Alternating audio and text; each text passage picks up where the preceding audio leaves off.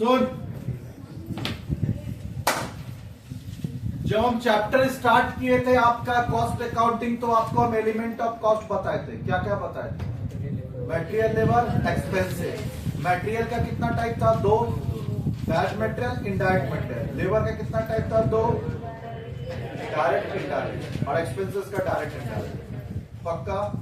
अच्छा, डायरेक्ट का क्या था? Which can be easily identify, can be easily measure, proportionally change, directly charge to product. और indirect का which cannot be easily identified, cannot be currently measured, ठीक बच्चा, और cannot be directly charged to product and can only be apportioned, जिसको हम सिर्फ कार्य क्या कर पाते हैं? apportion, चार्ज नहीं हो पाता है। क्या ये पूरा बात समझ में आया? तो स्टार्टिंग का 2 पेज में वही लिखा होगा। आइए, अच्छा एक और चीज है बच्चा, सुनना, जो हम लोग लेबर चैप्टर पढ़ने आ रहे हैं ना, ये सबसे इंपॉर्टेंट चैप्टर है। किस एस्पेक्ट से? तेरा पढ़ाई को लेके नहीं, लेबर बच्चा आज के डेट में सरदर्द बना हुआ है हर आदमी का। अगर तुम लेबर का मैनेजमेंट ढंग से नहीं करता है, क्लियर हुआ, तो कंफ्लिक्ट होगा लेबर के बीच में, ट्रेड यूनियन बुलाएगा, तेरा फैक्ट्री बंद करवा देगा। तो आज के डेट में लेबर मतलब ह्यूमन रिसोर्सेस का मैनेज करना बहुत ही डिफिकल्ट है। इतना सारा रूल्स एंड रेगुलेशन है, ट्रेड यूनियन दुनिया भर का है। अगर हम प्रॉपर मैनेजमेंट वर्कर का नहीं करेंगे तो फिर सही से हो ही नहीं पाएगा, कंफ्लिक्ट होगा दुनिया भर का। क्लियर हुआ? तो आज के डेट में भैया एचआर मैनेजमेंट बहुत ही डिफिकल्ट टास्क है। लाइए तो बुक लाइए, बुक। चलिए, फाइनली हम लोग लेबर में आ गए। अच्छा, जो बच्चा को हम बोले थे कि कौन सा चैप्टर कर लेने के लिए, कौन सा चैप्टर हम आपको करने बोले? सिग्नल एंट्री हो गया है? थोड़ा डाउट है, ठीक है, थोड़ा देख लिया जाएगा। आइए, अच्छा एक बात बताना, सुन रहे, जब हम आपको चैप्टर स्टार्ट किए थे तो एक एग्जांपल दिए थे, मटेरियल, डायरेक्ट मटेरियल 10,000 का, याद आ रहा? डायरेक्ट मटेरियल 10,000, डायरेक्ट लेबर 5,000 और एक्सपेंसेस कितना बोले थे? 3,000। और टोटल कॉस्ट कितना आया था? 18,000। तुम मेरे को इतना बता कि इस टोटल कॉस्ट, इसको क्या बोलते हैं? Total cost. ये एलिमेंट ऑफ कॉस्ट था, मटेरियल, लेबर एंड एक्सपेंसेस, यही हुआ ना? तो तुम मेरे को बताना कि इसमें सबसे लार्जेस्ट कंपोनेंट है कॉस्ट का, वो कौन सा है? मटेरियल याद रखना बच्चा, कोई भी प्रोडक्ट मेरा अराउंड 60, एटलीस्ट कम से कम 65% मटेरियल का पार्ट होता है। उससे ऊपर भी होगा, लेकिन 65% मटेरियल रहता ही रहता है कोई भी प्रोडक्ट बना। सेकेंड लार्जेस्ट कंपोनेंट कौन सा है? लेबर, और एक्सपेंसेस थर्ड में आता है। इसका मतलब हो गया first largest component material, second largest component labour. देखिए पहला लाइन वही लिखी, टोटल कॉस्ट, क्योंकि डायरेक्ट इनडायरेक्ट नहीं है, टोटल लिखे। अब लिखे है डायरेक्ट इनडायरेक्ट, हाँ, तो सिर्फ मटेरियल का मटेरियल, लेबर, एक्सपेंसेस हो गया। चल पढ़। Labor cost is the second major element of cost under the present political condition with the strong labor union. आज के डेट में strong labor union है। In the organized industry, it is very difficult to reduce the labor cost. क्या labor cost कम कर पाना, कम कर पाना क्या possible है? Zero possibility. Therefore, proper control and accounting for labor cost is one of the most important problem of a business enterprise. But control of labor cost presents certain practical difficulty, unlike the control of material cost. कौन सा cost control करना easy है? Material cost या labour cost? Material. Labour cost control करना आज के date में difficult है। लेबर कैसे मैनेज करते? चलो आगे। The human element of labor make difficult the control of labor cost. Labour cost control करना क्यों डिफिकल्ट है? क्योंकि ह्यूमन एलिमेंट है। इंसान का बुद्धि दिमाग होता है, अपना दिमाग लगाता है। क्लियर हुआ? जानवर पहले हाथी घोड़ा काम करता था तो कोई दिक्कत नहीं था, 24 घंटा काम होता था। अब तो यहाँ तो 5 बजे के बाद तुमको जॉब करने बोलेंगे तो तू चिल्लाना चालू कर देगा। मजाक हो गया, सुबह से खटवाया जा रहा। चल खत्म, हम नहीं पढ़ना है। टाइप्स ऑफ लेबर कितना टाइप का होता है? डायरेक्ट एंड इनडायरेक्ट हो गया ना? वही बीच कैन बी कन्वर्टेड में वही सब लिखा हो। आगे characteristics of direct labour, it is directly engage in the production of goods. ये पढ़ा दिए हैं, लिखा था ना टिकी टिकी। वो देख विच कैन बी कन्वर्टली एलोकेटेड, लिखा है ना सेम सेम सेम। चल इनडायरेक्ट लेबर पढ़ा चुका हूं ना। चल लेबर कॉस्ट, अभी हम लोग सीधा बात कर, पहले बात कर रहे थे लेबर का, अब जो लेबर को पेमेंट करेंगे उसको बोलते हैं लेबर कॉस्ट। सुन बच्चा, एक चीज हमेशा ध्यान से सुन कि हम लोग जो लेबर को पेमेंट करते हैं ना, जो अच्छा लेबर को छोड़, अभी हम लोग बात कर रहे हैं,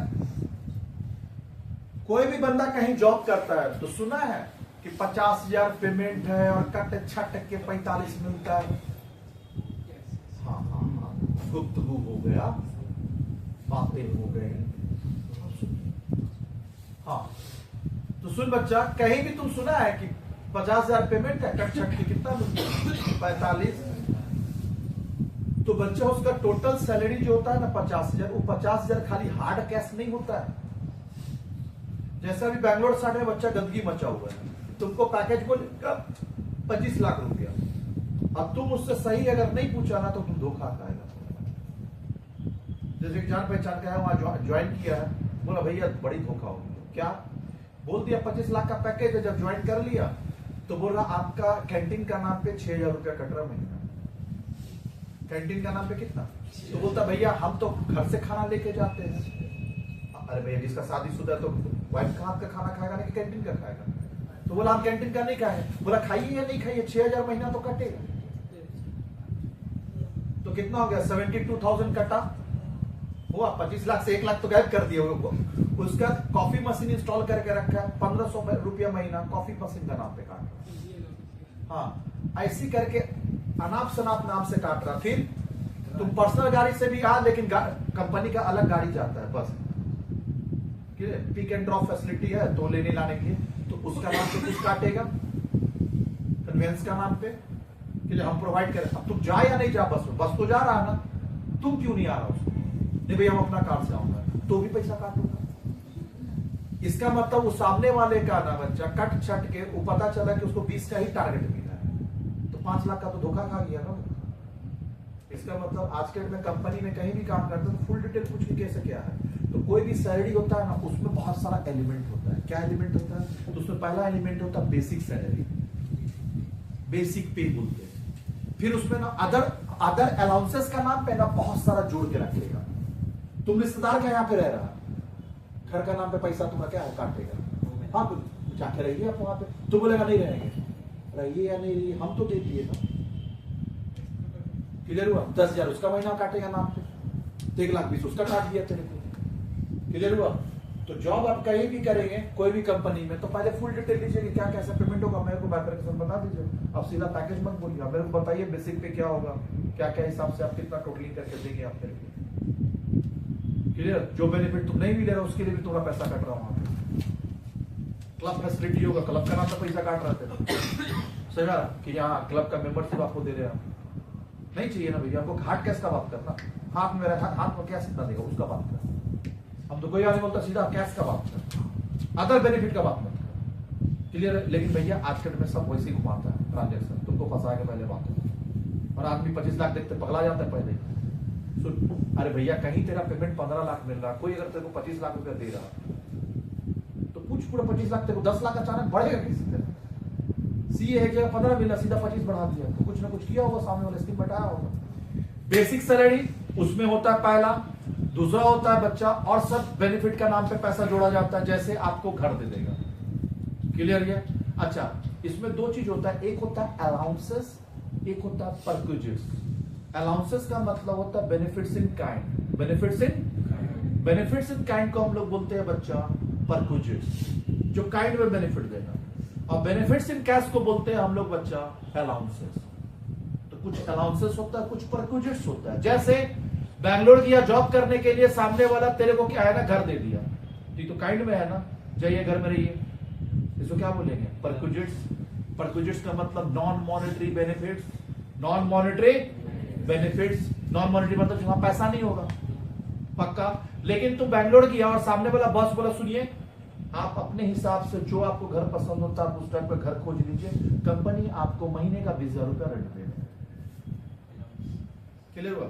अच्छा, बैंगलोर में तो हम 10,000 पैसे बोल दिए रे, उसका पूरा डिटेल हमको नहीं मालूम है। बैंगलोर में तो 20,000 से नीचे घर नहीं मिलते, 20-25,000 तो काट ही जाओ घर का नाम। सुन अब याद आते।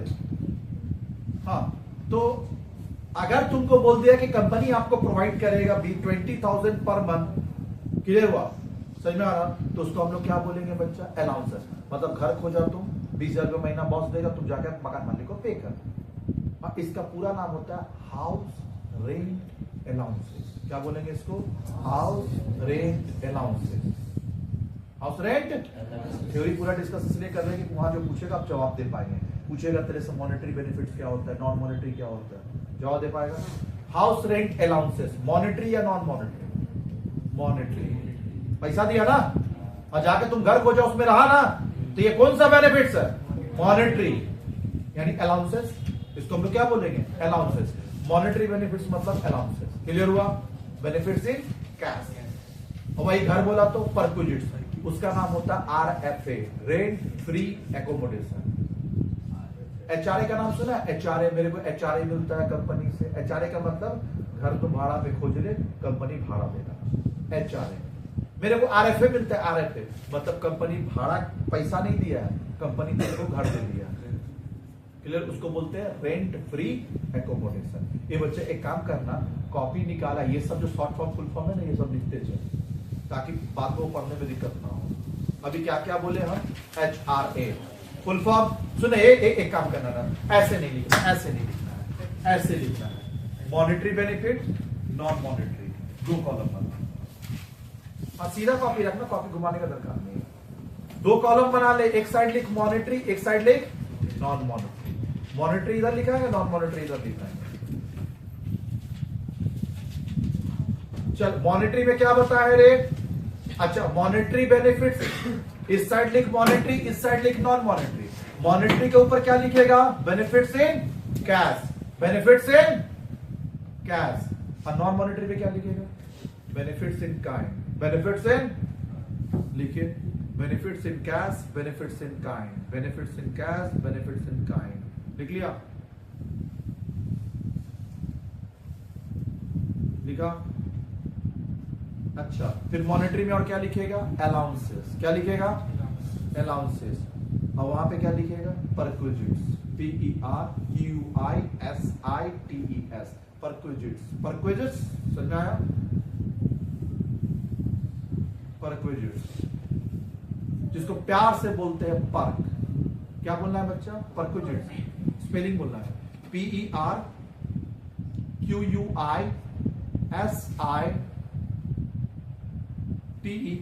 परक्विजिट्स, TES लिखा, परक्विजिट्स। शॉर्ट में इसको क्या बोलते हैं, पर्क, खाने वाला पर्क, कंपनी से मिलता है पर्क, PERK, पर्क। ये तेरा बुक में भी लिखा होगा, पर्क है लिखा हुआ, देख पर्क होगा लिखा हुआ तेरा बुक। नॉन मॉनेटरी में खोज, मॉनेटरी में कहां खोज, नहीं छोड़, फिर आना, सुन लिया ना मेरा बात। चल, अब इतना लिखने के बाद लाइन 10 और नीचे लिख HRA, HRA ऐसे काम करना बच्चा। HRA लिखा, उसका फुल फॉर्म लिख, हाउस रेंट अलाउंसेस। HRA का full farm house rent allowances. Short form भी लिख, फुल फॉर्म भी लिख, हाउस रेंट अलाउंसेस। इधर साइड लिख RFA, नॉन मॉनेटरी में लिख RFA, rent free accommodation. Rent free accommodation मतलब रेंट फ्री है, और एकोमोडेशन मतलब क्या होता है, घर। घर आपको जो दिया जाता है वो है रेंट फ्री, पैसा नहीं लगेगा, फ्री में रहा। क्लियर हुआ,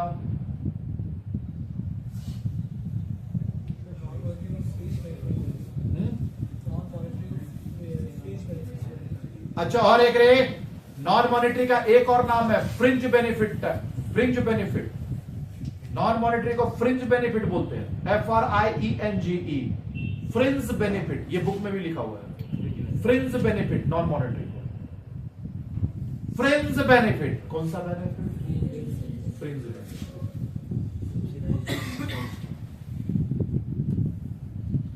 अरे हुआ रे, चलिए अब आइए फ्रिंज बेनिफिट। अब सुन ध्यान से, हाँ लिख लिया, चला बात है। तो हम लोग जान गए बच्चा HRA, RFA, क्लियर हुआ। फिर मेडिकल अलाउंसेस कहां पे आएगा, मॉनेटरी। मेडिकल अलाउंसेस मतलब हॉस्पिटल में इलाज करा, हॉस्पिटल में इलाज करा, पैसा बॉस देगा, तो क्या बोलेंगे, मेडिकल अलाउंसेस। मेडिकल फैसिलिटी जैसे IGH किसका है, RSP का, तो ये क्या हो जाएगा बच्चा? परक्विजिट्स। देखिए यहाँ पे medical facility, medical facility, medical allowances, medical facility, medical allowances. Allowances कहाँ लिखेगा? मॉनिटरी में। उधर क्या लिखेगा रे? हाँ, मेडिकल फैसिलिटी। फिर आप सुन, इसके बाद अलाउंसेस में और भी होता है। कैश बेनिफिट्स में क्या क्या आता है, ध्यान से सुन। कैश बेनिफिट्स में और आता है बच्चा, जैसे अभी तुम मेरे यहाँ जॉब करा, 50,000 रुपये महीना दे रहे हैं, तुम तो सारा पैसा उड़ा ही देगा। उसका 60 साल तेरा एज हो जाएगा तो हम तो लात मार के भगाएंगे। क्यों लात मार के भगाएंगे? कि तो कंपनी में काम करेगा, हाथ पैर मशीन में घुसा देगा, left hand in the right hand लेके जाएगा हॉस्पिटल जुड़वाने के लिए। क्या अच्छा लगेगा बुढ़ापा में? हम चाहते हैं बच्चा आया है 4 पांव हाथ से, तो 4 पांव हाथ से जा, बैसाखी पे कहा जाएगा बेंच चेयर पे, तो हम तो हटा देंगे। लेकिन हटाने के बाद बच्चा आगे का जिंदगी तुम जिएगा कैसा? तो तुम बोलेगा भैया पेंशन, पेंशन कंपनी बंद कर चुका है। कहीं भी गवर्नमेंट जॉब में भी पेंशन नहीं है। पेंशन का क्या होता है बोलते रे? तुम काम नहीं कर रहा फिर भी पैसा दे रहे, काम किया तो सैलरी, नहीं किया तो पेंशन। तो कंपनी के ऊपर एक नहीं लग रहा बर्डन है, एक ऑब्लिगेशन है, तो धीरे धीरे करके हटा दिया। अरे भैया तुम काम करा, तुमको पेमेंट कर, तुम काम नहीं करा छोड़ के चल गया, फिर भी तुमको आधा पेमेंट दे रहे हैं, पेंशन में आधा पेमेंट देते हैं। तो कंपनी के ऊपर एक लाइबिलिटी आ जाता था, कंपनी ग्रो नहीं होता था, कंपनी का ग्रोथ रुक गया था। तो पेंशन हर जगह हटा चुका है, डिफेंस में भी कहीं नहीं है पेंशन।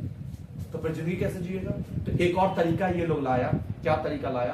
कि तुम्हारा सैलरी से हम ड्यूरिंग एम्प्लॉयमेंट तुम्हारा सैलरी से हम तुम्हारा सैलरी से 2,000 रुपया काटे। 2050 में से 2 काटने से तेरे कोई फर्क नहीं पड़ेगा। पड़ेगा क्या? तुम उसी में मैनेज कर लेगा और तेरा नुकसान नहीं है। 2,000 तेरा सैलरी से काटेंगे, 2,000 हम मिलाएंगे रे, 4,000 हुआ। और जाके तुम्हारा क्या है, अकाउंट खोलेंगे एक जगह पे, बैंक में नहीं, PF office, provident fund office, भविष्य निधि भवन, नेक्सा शोरूम का बगल में है, देखना जाके, भविष्य निधि भवन, वहां जाके जमा करें। और 4-4 हजार महीना का जमा होगा, 48,000 रुपया क्या होगा, साल का होगा। और ऐसे 30 साल जॉब करेगा तो अच्छा खासा पैसा 10-12 लाख 12 लाख 15 लाख जमा हो जाएगा। क्लियर हुआ? अच्छा और भी देंगे कि तो इतना हो गया तेरा ना, 15 लाख के आसपास तेरा हो ही जाएगा वहां पे, इंटरेस्ट देके। तो कहीं ना कहीं बुढ़ापे का सहारा बनेगा कि नहीं? बुढ़ापे में खैनी बीड़ी लत लग जाएगा, वो सब कैसे जुगाड़ होगा? और फिर बीमार तुम ज्यादा पड़ेगा, कभी बीपी ऊपर, कभी बीपी नीचे, कभी शुगर ऊपर, कभी शुगर नीचे, होगा कि नहीं होगा? तो इलाज करने के लिए पैसा तो होना चाहिए तेरे पास। बोलता अच्छा कंपनी में जॉब करेगा तो बॉस तेरे बारे में हर कुछ सोचता है। उसके बाद जब कंपनी से जिस दिन तुम रिटायर करेगा ना बच्चा, उस टाइम तेरे को ग्रेच्युटी देंगे। ग्रेच्युटी होता है बच्चा आपको ऑनर देने के लिए, in appreciation of past service. नुमान बहुत अच्छा काम किया है तुम,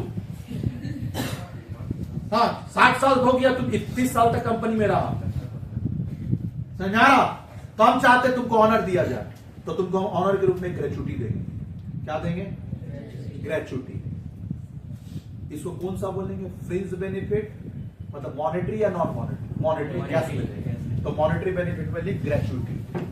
ग्रेच्युटी बूढ़ा होने के बाद जब कंपनी छोड़ के जाएगा, GRATUITY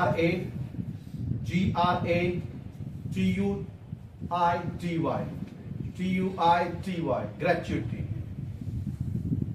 कौन सा च्यूटी? ग्रेच्युटी। चीटी ग्रेच्युटी, परक्विजिट्स। क्लियर हुआ? Gravity gratuity, GRATUITY gratuity. सुन, ये क्यों देते हैं? इन एप्रिसिएशन ऑफ पास्ट सर्विस। और दूसरा बात है जो एम्प्लॉय मेरे यहाँ काम कर रहा है उसको मोटिवेट करने के लिए। देख रहे पापी, देख 60 साल काम हो गया, काम करके जा रहा है यहाँ पे, देख दाढ़ी पका पका एकदम बूढ़ा हो चुका है, और इसको हम क्या है ना 10 लाख रुपया का चेक दे रहे हैं। तुम लोग भी पूरा बुढ़ापा तक काम करेगा ना, ऐसी 10-20 लाख रुपया देने ऐसे ही करके बुढ़ापा आराम से कटेगा। बच्चे कोई भी कंपनी में परमानेंट काम करने से बहुत सारा बेनिफिट कंपनी देता है। हाँ तुम 1 साल यहाँ 1 साल वहां ऐसे घूमते रहेगा बच्चा, क्लियर? मूविंग इन नेचर, अगर रोविंग इन नेचर तेरा अगर होगा तो फिर तो कंपनी तेरे लिए क्या है सोचेगा। तो पीएफ ग्रेच्युटी, अच्छा पीएफ लिख लिया है क्या? लिख ले। पीएफ इसमें लिखेगा रे मॉनिटरी में, मॉनिटरी में पीएफ में लिख एम्प्लॉय, पूरा लिख employ provident fund, employ provident fund, employ provident fund, employ provident fund, PROVIDENT provident fund, शॉर्ट में बोलते हैं ईपीएफ। एक्चुअली वो पीएफ नहीं होता है, ईपीएफ होता है। ईपीएफ, सिर्फ पीएफ नहीं होता, आदमी ई हटा देता है और सिर्फ पीएफ बोलता है, लेकिन एक्चुअली होता है ईपीएफ। फिर नीचे लिख E employee state insurance, employee state insurance, employee state insurance, short form होता है ईएसआई। ईएस क्या होता है ये? सुनना, ईएसआई का नाम पे तुम्हारा हम पैसा काटेंगे, 100 रुपया तेरा काटेंगे, 100 रुपया हम मिलाएंगे, 200 का इंश्योरेंस करा देंगे ताकि तुम अगर बीमार उमार हुआ तो इलाज हो जाएगा उसी से तेरा। ईएसआई पक्का क्लियर हुआ? फिर लिख बोनस, मॉनेटरी में, मॉनेटरी में बोनस क्या होता है रे? बोनस, अरे बोनस क्या होता है रे? दिवाली बोनस मतलब अक्टूबर में दीपावली है तो 50,000 पेमेंट है तो 50,000 देंगे और ऊपर से और 50,000 देंगे, कितना हुआ? 1 लाख। तो फिर नवंबर में नहीं देंगे? कैसे नहीं देंगे? तो फायदा क्या हुआ बोनस का? बोनस मतलब हो गया एक्स्ट्रा पेमेंट देंगे, जितना आपको सैलरी मिलता है 1 महीना का कम से कम, बोनस। लिख लिया पक्का? फिर लिख डियरनेस अलाउंसेस, सब मॉनेटरी में dearness allowances, dearness allowances, dearness allowances, dearness allowances short में लिख डीए। क्या होता है डीए रे? Increased cost of living. ये बच्चा रे, इंक्रीज्ड कॉस्ट ऑफ लिविंग। भैया ई का होता है? नुमान जब जॉब ज्वाइन किया था 20 साल पहले, तब 10,000 रुपए इसको दे रहे थे, आज भी इसको 10,000 रुपया देंगे। क्या लग रहा? क्या अपना वाइफ के लिए साड़ी खरीद पाएगा, लिपस्टिक खरीद पाएगा? कुछ नहीं, इसका खर्चा ही नहीं होगा। फिर इसका वाइफ गाना गाएगी, तेरे 2 टकिए की नौकरी में मेरा लाखों का सावन जाए, हाय हाय रे मजबूरी। होगा कि नहीं होगा? हाँ सही बात है। तो कंपनी छोड़ के जा रहा था नुमान, हम बोले कहा जा रहा, क्या दिक्कत है? तो बोला लिपस्टिक खरीद नहीं पा रहे, पूरा दुखड़ा गा रहा। हमने कोई बात नहीं है, हम जान रहे महंगाई बढ़ चुका है। उस टाइम में चावल खरीद रहा था ये 30 रुपए केजी, और वही चावल 50 का केजी हो गया, 60 का केजी हो गया। खाने में पीने में भी दिक्कत हो रहा है, एक टाइम खा रहा और एक टाइम भूखे रहना पड़ रहा है कि नहीं? हाँ इधर दिख रही, हाँ समझ रहे, बहुत प्रॉब्लम है। तो हम बोले ठीक है ना, कोई बात नहीं है, हम तेरे को डीए, डियरनेस अलाउंसेस बोल के, पेमेंट बोल के नहीं बढ़ाएंगे, डीए बोल के बढ़ाएंगे और एक्स्ट्रा 5,000 रुपया देंगे, क्योंकि तेरा कॉस्ट ऑफ लिविंग क्या हो चुका है? बढ़ा दी, increase cost of living. Actually DA कब देते हैं तेरे को रीजन बता रहे सो। जैसे नॉन मेट्रो सिटी से कोई मेट्रो सिटी में अगर जॉब ज्वाइन करता है, जैसे एक ही कंपनी में तुम जॉब कर रहा और तेरा वो कंपनी राउरकेला में भी और बैंगलोर में भी है। एक्चुअली हम गलत एग्जांपल जो दिए वो ऐसी हंसी मजाक के लिए, जेन्युइन कब यूज होता है? जैसे मान ले राउरकेला में कर रहा, तो राउरकेला का स्टैंडर्ड ऑफ लिविंग और बैंगलोर का तो अलग है ना। तो कंपनी क्या करता है, जैसे ही बैंगलोर ट्रांसफर करेगा ना, सैलरी नहीं बढ़ाएगा, क्योंकि सैलरी बढ़ा दिया तो भैया वो परमानेंट हो गया। अगर सैलरी बोल के बढ़ा दिया फिर वापस से ट्रांसफर कर दिया राउरकेला, तो फिर सैलरी कम नहीं होगा। लेकिन अगर डीए बोल के बढ़ाए तो बैंगलोर में किया फिर वापस राउरकेला आएगा तो कम कर देंगे, क्योंकि बैंगलोर का इंक्रीज कॉस्ट ऑफ लिविंग क्या है, मतलब कॉस्ट ऑफ लिविंग क्या है वहां पे ज्यादा है। तो तेरा जो कॉस्ट ऑफ लिविंग इंक्रीज हो गया बैंगलोर में, उसके लिए दे रहे हैं। भाई बोल रहे मॉल घुमाने नहीं ले जाते हैं, लेकिन अंदर का बात जाने कोई पैसा उतना है ही नहीं मॉल घुमाएगा वहां पे। अब मॉल घुमाने की गुच्ची का बैग पसंद आ गया तो वहां तो फंस जाएगा वहां पे, उतना का तो सैलरी नहीं होगा। हाँ बस समझ, अब हो जाएगा ना, पेमेंट बढ़ा दीजिए, अब हो जाएगा। चला इधर देख, हाँ क्या ये बात समझ में आया? क्लियर हुआ? तो उसको हम लोग क्या बोलते हैं रे बच्चा? DA, dearness allowances. ये हमारी ये जो लेबर कॉस्ट है ना, वो पूरा पढ़ा दिए, देख लेते। हो चुका है डन? चल आगे, बीच में कुछ नहीं पढ़ना, सीधा पढ़ना है बच्चा। कंट्रोल ओवर लेबर कॉस्ट पढ़ानी है दोनों।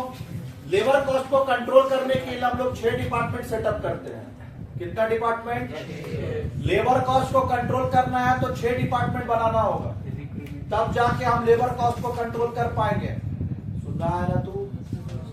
कितना डिपार्टमेंट बनाऊंगा तब जाके क्या कंट्रोल करूंगा?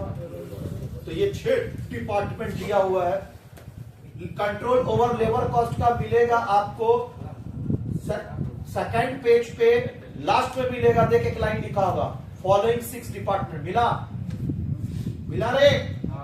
यानी लेबर कॉस्ट को कंट्रोल करना है तो ये 6 डिपार्टमेंट बनाना होगा। पहला personal department, engineering department, rate time and motion study department, time keeping department, cost accounting department, payroll department. इतना टाइप का डिपार्टमेंट होता है। कोई दिक्कत? जल्दी बोल। तो इतना टाइप का डिपार्टमेंट आपको सेटअप करना पड़ेगा। अब चल, क्या उंगली पे याद हुआ? पूछेगा तेरे को लेबर कॉस्ट कंट्रोल करने के लिए कितना डिपार्टमेंट कितना डिपार्टमेंट बनाना पड़ता है? 6।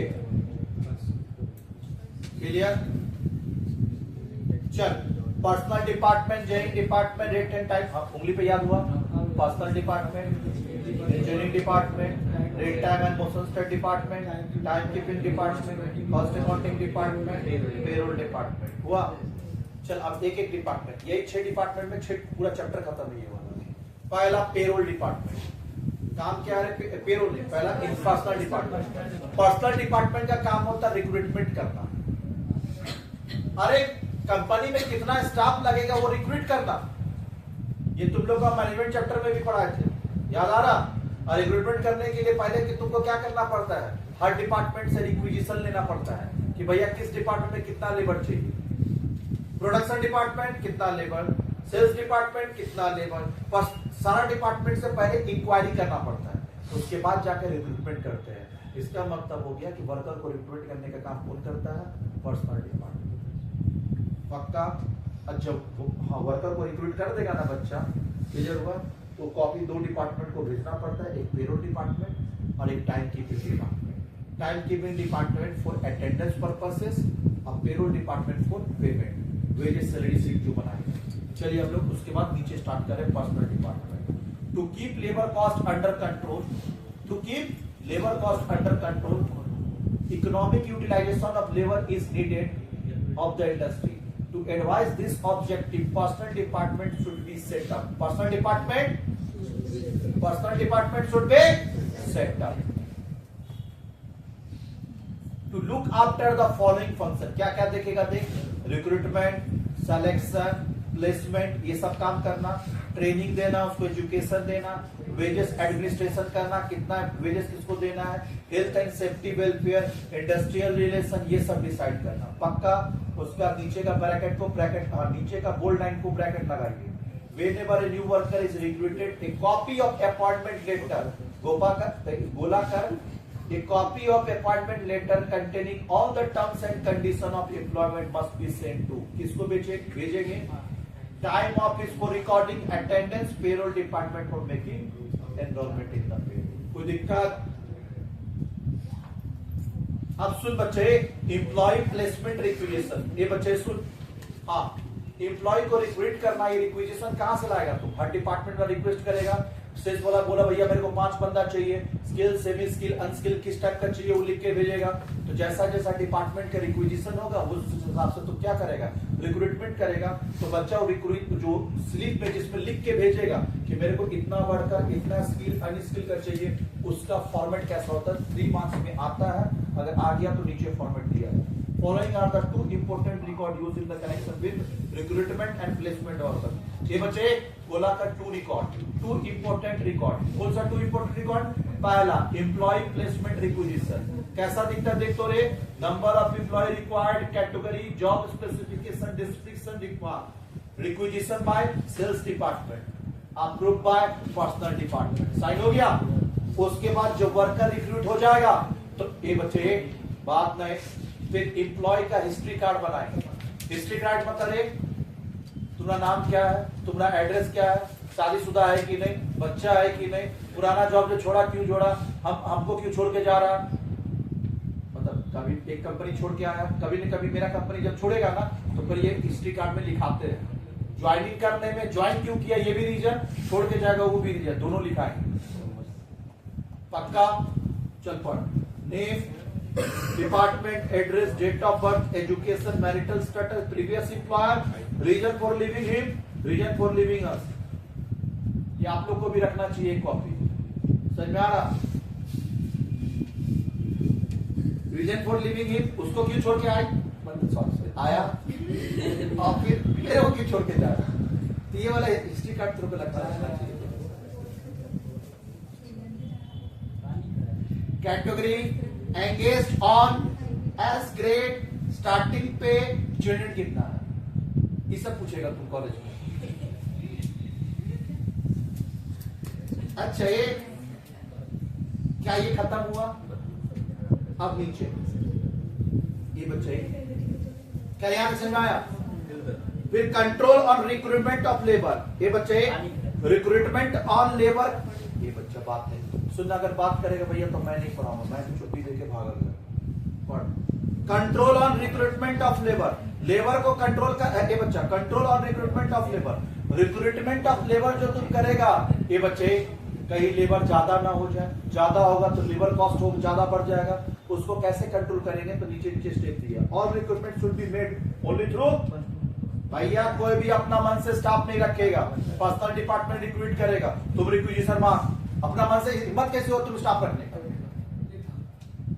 झाड़ू पोछा वाला अगर काम से पूछा, तेरा भाभी अगर झाड़ू पोछा, आज तेरा भाभी बोल रही थी कि एक तो बर्तन धोने वाला को रख दीजिए, बहुत ठंडा है, तो पहले देख मेरे से पूछा ना, रिक्विजिशन दिया मेरे को, तब बोले ठीक है रख दो, समझ में आया? हाँ महीना 2-3 हजार लेगा, रख लो, आ जाओ, पहले रिक्विजिशन करिए, अपना मन से कैसे तुम रख लिए झाड़ू पोछा? समझ में आया?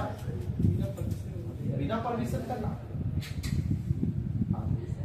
All personal managers should examine each employee और जो भी नहीं झाड़ू पोछा वाली आई भैया, पहले तो हम क्या करेंगे, उसको पूछेंगे क्वेश्चन कैसा है, फिर अपने हिसाब से रखेंगे ना झाड़ू पोछा।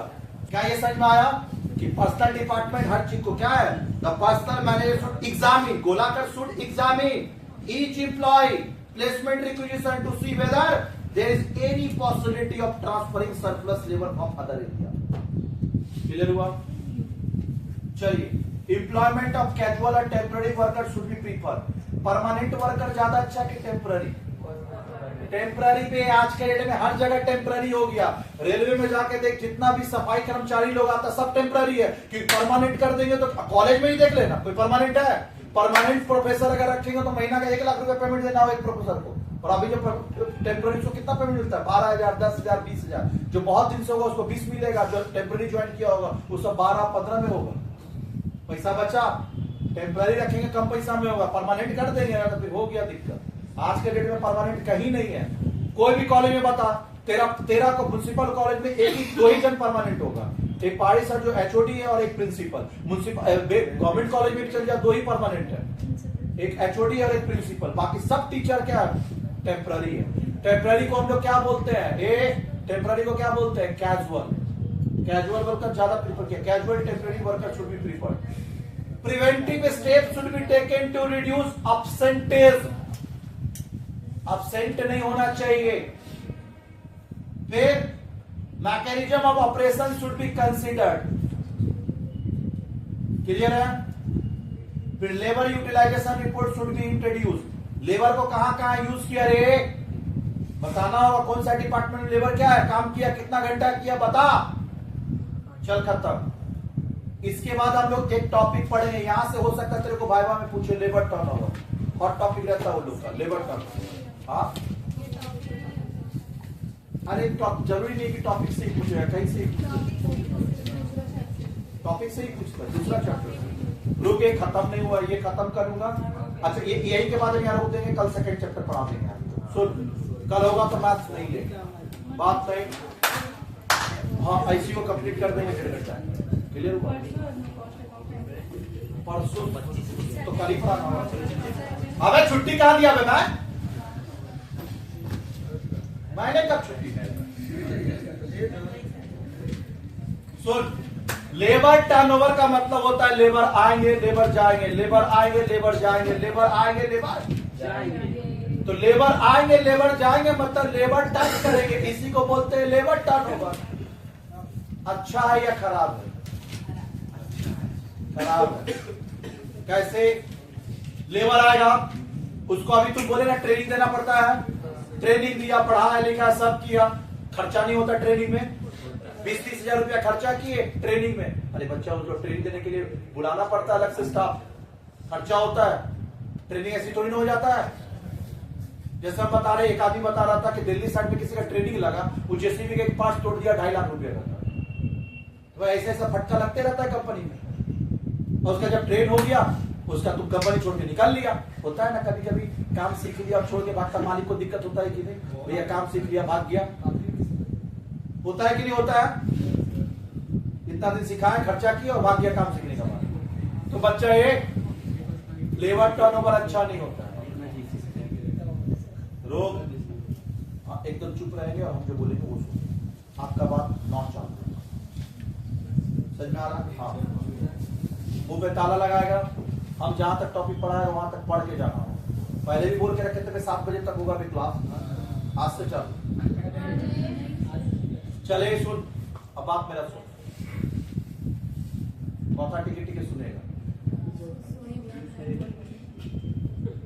लेबर टर्नओवर, लेबर आएंगे लेबर छोड़ के जाएंगे, लेबर आएंगे लेबर छोड़ के जाएंगे, क्या बोल लेबर टर्नओवर, लेकिन लेबर आएंगे और आपको छोड़ के क्यों जाएंगे? आप में कुछ ना कुछ तो खराबी होगा, कुछ हो सकता है आप में खराबी हो, कुछ छोड़ने वाले में खराबी हो, कहीं ना कहीं तो खराबी पक्का होगा भी, नहीं तो कैसे कोई छोड़ के चल जाएगा? बात समझ में आ रहा? जरूर कोई मजबूरियां रही होगी, वरना वो बेवफा नहीं होती। सुना है कि नहीं सुना है? मजबूरी होगा बस बोल के बेवफा हुआ, ऐसे कोई थोड़ी बेवफा बन गया है कि नहीं? नुमान बता, हम शायरी नहीं करते, थोड़ा थोड़ा कभी कभी करते। ये मेरा फेवरेट साइड है। पॉजिटिव सोचिए, कोई छोड़ के जा रहा तो ये मत सोचिए कि बेवफा हो गया, जरूर कोई मजबूरियां रही हो, वरना वो बेवफा नहीं। हाँ, तो लेबर छोड़ के जाएगा, इसका 3 कारण है, personal cause, unavoidable cause, avoidable cause. Personal cause, domestic trouble and family responsibility. Bangalore में जॉब कर रहे थे, क्लियर है? सुने इधर देख, अम्मा आई नहीं वहां पे, बोली नहीं जाऊंगी मैं गांव छोड़ के। अरे अम्मा लोग को तो गांव में ही अच्छा लगता है, तो फैमिली प्रॉब्लम था, आ गए वापस रिटर्न। क्लियर हुआ? चल, recruitment due to old age, बूढ़ा हो गया तो भैया निकलना ही पड़ेगा, पर्सनल कॉज। जवान कर दूं क्या? नहीं possible. Accident making worker permanently incapable, job से घर जा रहा था, एक्सीडेंट हो गया, हाँ एक पांव ही टूट गया तेरा, अब इनकेपेबल है, पर्सनल कॉज है ना। चल, वुमेन वर्कर में लीव आफ्टर मैरिज, शादी हो गया भैया तो हस्बैंड के साथ जाना होगा, अच्छा reason. In order to take up the house hold duties, ये ड्यूटी से ज्यादा अच्छा ड्यूटी कौन सा ड्यूटी करना पड़ेगा? House hold. समझ आ रहा? हाँ। डिसलाइक फॉर द जॉब, देख सलट किया कहां से करेगा? Worker finding better job some other places. Clear हुआ? अच्छा जॉब मिल गया तू, क्लियर हुआ, तो वहां चल गया। वर्कर में leave just because of their roving in nature. Roving in nature का मतलब होता है घूम घूम के जॉब करना, उसको हम लोग क्या बोलते हैं? Roving in nature. गुना कर ले। In all such cases labour turnover is unavoidable. क्या इसको ए बच्चे सुनिए, तुम्हारा शादी हो गया, तेरा शादी रोक दे, तो जिसको रोक नहीं पाएंगे उसको बोलते हैं अनअवॉइडेबल। क्या बोलते हैं? और जिसको रोक पाएंगे उसको क्या बोलते हैं? अवॉइडेबल। बात नहीं पक्का। दूसरा अनअवॉइडेबल कॉज, वर्कर में डिस्चार्ज ड्यू टू इनसबऑर्डिनेशन और इनएफिशिएंसी। ये भैया तुम काम ही नहीं कर पा रहा, इनएफिशिएंट है, तो क्या करेंगे? लात मार के भगाऊंगा। ये भी क्या है? अनअवॉइडेबल। क्या ये दूर कर पाएंगे? अबे तेरा कुड़ियापंथी हम कैसे दूर करें? कुड़िया इंसान। चल, वर्कर में डिस्चार्ज ड्यू टू कंटिन्यू और लॉन्ग अब्सेंस। ये हरामखोर अब्सेंट ही रहता है, क्या करेगा? वर्कर में रिट्रेक्स ड्यू टू शॉर्ट, काम ही नहीं है बे, निकल फालतू बैठा के पैसा क्यों दे? अब आ जा अवॉइडेबल कॉज, ये सब रोक सकता है। ये बच्चे ऊपर का जो प्रॉब्लम था एम्प्लॉय का प्रॉब्लम था, एम्प्लॉय का प्रॉब्लम दूर नहीं होता, एम्प्लॉय का फॉल्ट होगा तो दूर कर दे। भैया तेरा प्रॉब्लम हम कैसे दूर कर दे? मेरे साइड से दिक्कत है तो हम दूर कर देंगे। अब तुम शादी करके जा रहा तो हम रख ले तुमको शादी करके, नहीं कैसे दूर कर देते हम? हाँ, लो वेजेस एंड अलाउंसेस, कम सैलरी दे रहे तो बढ़ा दे, रुक जाएगा, क्या ये अवॉइडेबल है? हाँ। फिर अनसेटिस्फैक्टरी वर्किंग कंडीशन, तुम आया यहाँ पे और धुआं धुआं, पूरा वेंटिलेशन नहीं है, सांस फूल रहा तुम रहा, तो सही प्रॉपर वेंटिलेशन करवा देंगे, तुम काम करने का। Job dissatisfaction on account of wrong placement, तुम सीए पास करके आया, तुमको हम झाड़ू पोछा का जॉब दे रहे हैं, रॉन्ग प्लेसमेंट हो गया, क्या रुकेगा? Lack of accommodation, medical transportation, recreational facility. Accommodation मतलब घर नहीं दिए, मेडिकल मतलब हॉस्पिटल नहीं दिए, ट्रांसपोर्ट मतलब बस नहीं दिए, और रिक्रिएशनल मतलब मुन्नी सिला का डांस नहीं करवा दिए। Recreational facility, club facility. Long hour work, ज्यादा देर काम करवा रहे। लैक ऑफ प्रमोशन अपॉर्चुनिटी, जहां वहीं पे काम कर, हम तुम्हारा प्रमोट ही नहीं कर रहे। क्या ये सब हम लोग अवॉइड कर पाएंगे? हाँ। Unfair method of promotion, clear है? चमचा बेलचा वाला सिस्टम रखे कैसे होगा बता? चल। Lack of security of employment, girls लोग हाँ रात को छुट्टी देते हैं 9 बजे, तो भैया एक बस फैसिलिटी देना चाहिए ना, सिक्योरिटी गार्ड के साथ, 4-5 बाउंसर के साथ, ताकि सबको घर पे ड्रॉप करके आए। होना चाहिए कि नहीं ऐसा फैसिलिटी? हाँ, हम कंपनी को तो ऐसा फैसिलिटी देंगे। हाँ, स्टार्ट करेंगे तो आपको बुला। Lack of proper training facility, काम सिखाए नहीं, काम पे लगा दिए। अनसिंपैथेटिक एटीट्यूड ऑफ मैनेजमेंट, तुमको हमेशा गुस्सा करके बात करते हैं। क्या एटीट्यूड अच्छा है? प्यार मोहब्बत से बच्चा होमवर्क करके आना। क्या ये समझ में आया? पक्का? तो मेरा बच्चा एक साइड खत्म हो गया।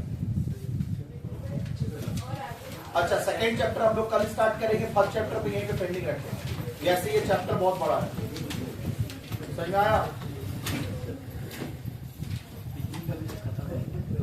इसका एक प्रैक्टिकल है, वो करा के जाएंगे।